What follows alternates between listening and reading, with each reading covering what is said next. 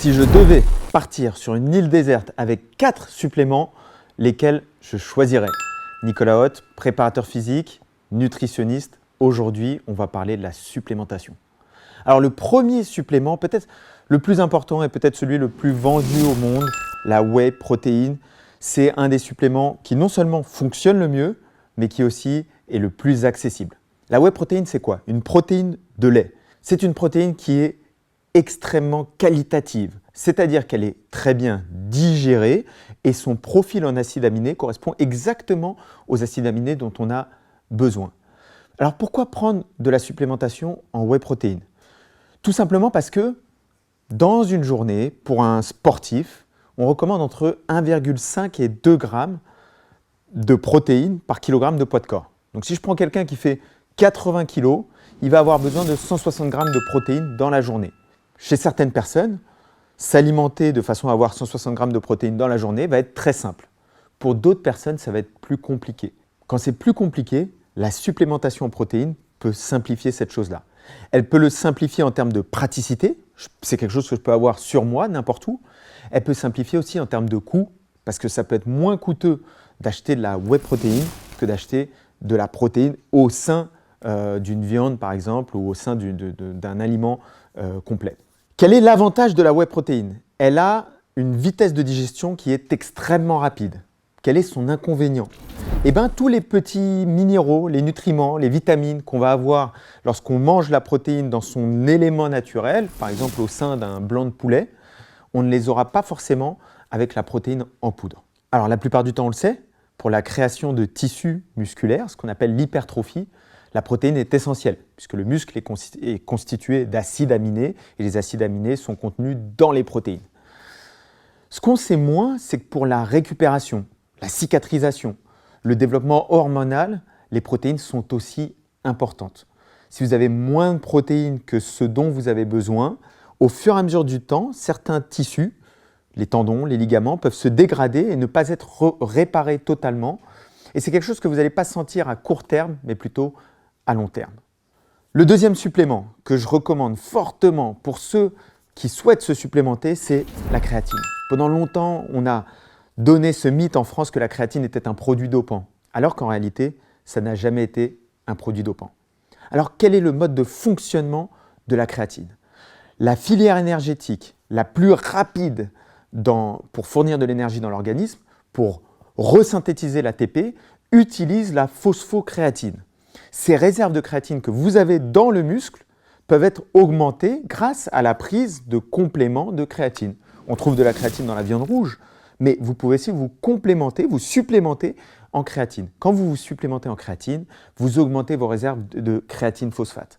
Ce qui se passe à ce moment-là, c'est que cette filière énergétique qui est utilisée dans les efforts à très haute intensité, si je donne un punch avec le maximum de puissance, c'est ça qui est utilisé. Si je fais un 3RM max, je mets le maximum de poids sur 3 reps au développé couché, c'est cette filière que je vais utiliser. Quand j'augmente mes réserves de créatine, à ce moment-là, je peux faire un petit peu plus d'efforts à haute intensité.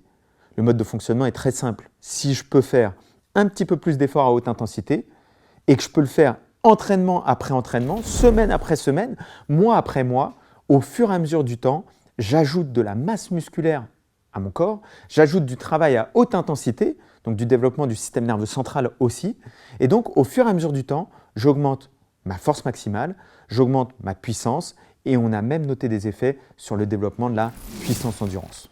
Attention toutefois, quand vous commencez la prise de créatine, vous avez une rétention d'eau intramusculaire qui se crée. Votre poids augmente parce que vous avez plus d'eau dans le corps. Donc si vous êtes dans une période de sèche, cela peut fausser votre impression de perdre ou pas du tissu adipeux, de la graisse. Si vous êtes dans un sport à catégorie de poids, je recommande la prise de créatine, de commencer un cycle de créatine plutôt loin des échéances, plutôt loin de vos compétitions. Le troisième supplément que je recommande, c'est la caféine. Alors, en France, on est tous habitués au café. Vous pouvez prendre votre café dans un bar, mais vous pouvez aussi prendre des gélules de caféine. L'avantage des gélules, c'est que déjà, en termes de quantité de caféine regroupée, vous avez une grande quantité en une seule gélule. L'autre avantage, c'est que vous pouvez ne pas, si vous n'aimez pas le café, le goût du café, la teinte que ça peut avoir sur les dents, la caféine en gélule peut vous aider à avoir ce surplus de concentration, de motivation, d'énergie, sans avoir les effets négatifs du café. On sait que la caféine ne pose aucun problème, mais vraiment aucun problème, sur la santé. On sait aussi qu'elle permet d'augmenter les performances, notamment des performances d'endurance et des performances sur des sports de force et d'explosivité. Attention toutefois, lors de prise de caféine, je recommande de ne pas prendre de la caféine trop tard dans la journée. Pourquoi? Parce que le déclenchement de la caféine a un effet sur votre système sympathique, le système qui vous permet de combattre, ce système qui excite, qui vous permet de vous préparer à des efforts très intenses. Et vous ne voulez surtout pas entacher, diminuer votre récupération sous prétexte que vous avez voulu augmenter votre performance pendant l'entraînement. Bien évidemment, on veut optimiser la performance pendant l'entraînement, mais on veut aussi optimiser la récupération. Donc, pas de caféine trop tard. On surveille son cycle de récupération et le sommeil est l'atout principal pour la récupération. Dernier supplément que je recommande, l'oméga 3. Dans notre alimentation moderne, nous avons beaucoup trop d'oméga 6.